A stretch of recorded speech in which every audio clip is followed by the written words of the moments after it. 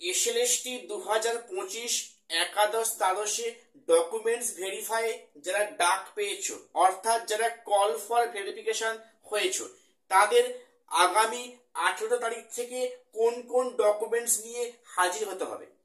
দেখো, তোমাদের already SSC ওয়েবসাইটে এ সংক্রান্ত একটি নোটিশ জারি হয়েছে, সেখানে পরিষ্কার ডকুমেন্টসের লিস্টগুলো দেওয়া আছে।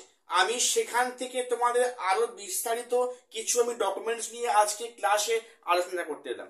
তো welcome to my channel e learning with Arnab sir. চ্যানেলটিকে প্রত্যেকে সাবস্ক্রাইব করে রাখো এরকম লেটেস্ট আপডেট সবার আগে পাওয়ার জন্য।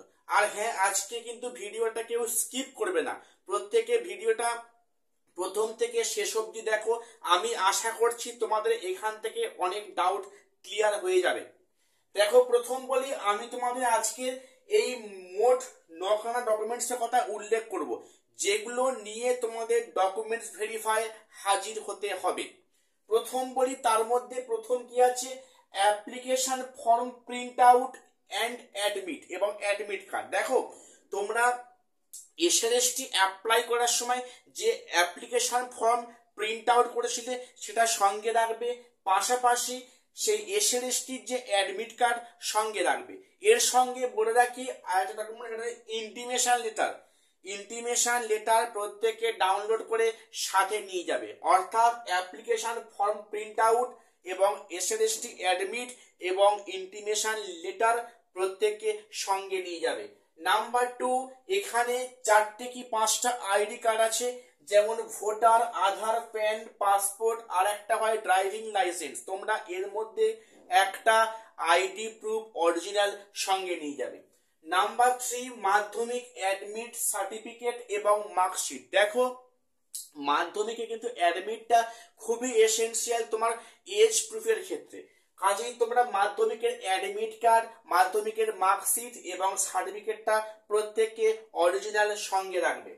নাম্বার 4, এইচএস অর্থাৎ হায়ার সেকেন্ডারি মার্কশিট এবং সার্টিফিকেট। দেখো, তোমাদের কিন্তু কমিশন যে বিজ্ঞপ্তি দিয়েছে সেখানে কিন্তু এক্সের কথা উল্লেখ করেনি।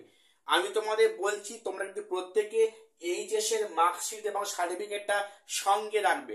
দেখো, সেক্ষেত্রে তো সঙ্গে রাখলে কোনো ক্ষতি নেই, কিন্তু আমি এমন কিছু করবো না যে যাতে আমার সেখান থেকে ব্যর্থ হয়ে ফিরে আসতে হয় কোন ডকুমেন্টস না নিয়ে যাওয়ার কারণে।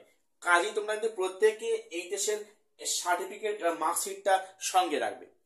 নাম্বার 5, গ্র্যাজুয়েশন মার্কশিট এবং সার্টিফিকেট। দেখো, গ্র্যাজুয়েশনের মার্কশিট, এখন এটা নিয়ে আমাকে অনেকে প্রশ্ন করছো যে গ্র্যাজুয়েশনের স্যার মার্কশিট কোনটা নিয়ে যাব। দেখো, আমি তোমাদের বলবো যে 3 ইয়ার্সের ইন্ডিভিজুয়াল মার্কশিট, পাশাপাশি তোমাদের ফাইনাল ইয়ারের মার্কশিটটাও সঙ্গে রাখবে। অর্থাৎ 3 ইয়ার্সের individual marksheet plus final year marksheet এবং গ্র্যাজুয়েশনের অ্যাডমিট মানে সার্টিফিকেট প্রত্যেককে সঙ্গে রাখবে এবং সব কিন্তু অরিজিনাল নিয়ে যাবে। নাম্বার 6, পিজি বা পোস্ট গ্র্যাজুয়েট বা মাস্টার ডিগ্রি কোর্সের যে 2 বছরের ইন্ডিভিজুয়াল সার্টিফিকেট প্লাস ফাইনাল ইয়ারের সার্টিফিকেট এবং তার সার্টিফিকেটটা প্লাস মার্কশিটটা অবশ্যই সঙ্গে রাখবে। অর্থাৎ পিজি বা পোস্ট গ্র্যাজুয়েশনের ইন্ডিভিজুয়াল মার্কশিট, ফাইনাল ইয়ারের মার্কশিট এবং সার্টিফিকেটটা অরিজিনাল সঙ্গে রাখবে।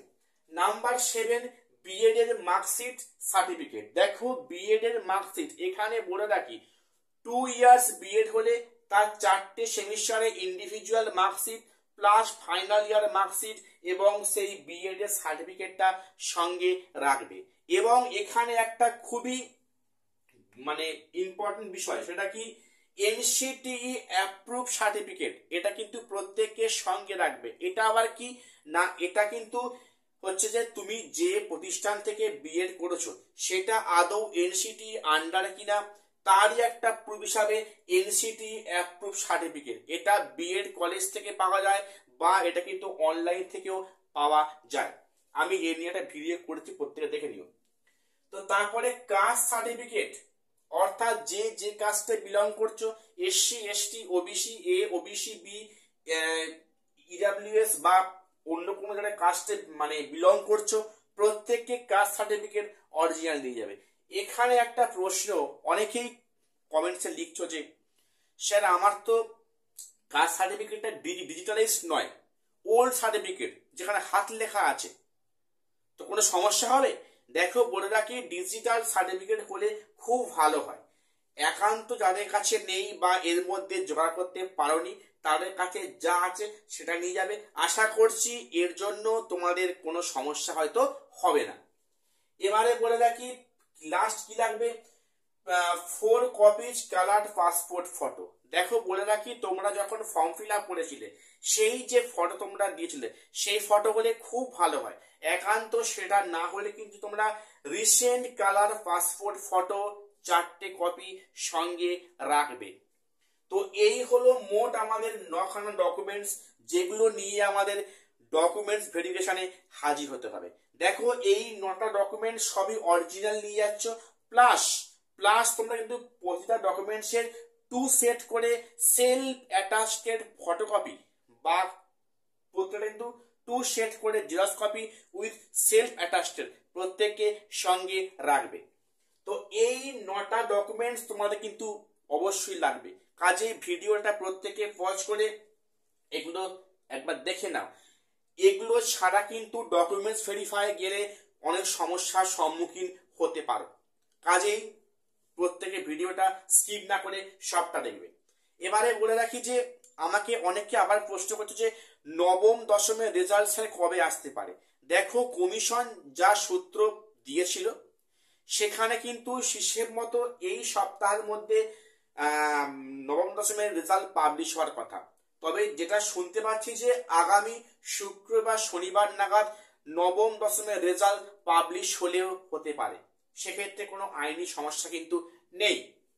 এখন আর একটা বিষয়, যে কল ফর ভেরিফিকেশনে যারা ডাক পেলে না, বিশেষ করে কিন্তু ফ্রেশার্সরা একেবারেই বঞ্চিত, যেটা খুবই একটা দুঃখের বিষয় যে তারা 60-এ 60 পেয়েছে, একাডেমিকে 10-এ 10 পেয়েছে, অর্থাৎ তারা 70-এ 70 পেল, সেখানে কাট অফ যাচ্ছে 74, 75, 72, 71 বা 69। এটা মনে হয় না যে এই পৃথিবী ইতিহাসে এরকম ঘটনা আগে ঘটেছে বলে। তো এখানে এটা খুবই একটা দুর্ভাগ্যের বিষয়। এ নিয়ে গতকাল আন্দোলন হয়েছে, সেটা খুবই ভালো হয়েছে। তো এখন দেখা যাক পরবর্তী পদক্ষেপ বা নেক্সট স্টেপ কি হয়। দেখো তোমাদের কিন্তু সেকেন্ড ফেজ ডাকতে পারে, সম্ভাবনা আছে। ডকুমেন্টস ভেরিফাই যারা সমস্ত ডকুমেন্টস দেখাতে পারবে না, বিশেষ করে এক্সপিরিয়েন্স 10 মার্কস, অনেকে ফর্ম ফিল আপ করার সময় ইয়েস করে সাপোর্টিং ডকুমেন্টস হয়তো দিয়েছিলে, কিন্তু সেক্ষেত্রে সবার সেটা অ্যাপ্লিকেবল হবে না। কাজে সেক্ষেত্রে কিন্তু ডকুমেন্ট ভেরিফাই অনেকে বাদ পড়বে, সেখানে ফ্রেশারদের ডাক পাওয়ার সম্ভাবনা কিন্তু অনেকটাই আছে বলে অন্তত আমার মনে হচ্ছে। তো সেক্ষেত্রে তোমরা এখন আশাহত হও না, প্রত্যেকে বি পজিটিভ, প্রত্যেকে পজিটিভ মাইন্ডেড হয়। দেখো এখনো কিন্তু নবম দশমের রেজাল্ট পাবলিশ হয়নি, কাজেই কেউ মন খারাপ করো না, প্রত্যেকে কিন্তু পজিটিভ মাইন্ডে থাকো। তো আজকে আমার এটুকুই আপডেট দেবার ছিল। প্রত্যেকে চ্যানেলটা সাবস্ক্রাইব করে আমাদের পাশে থাকবে। আজ এখানে শেষ করলাম, দেখা হচ্ছে পরে কোনো আপডেট নিয়ে।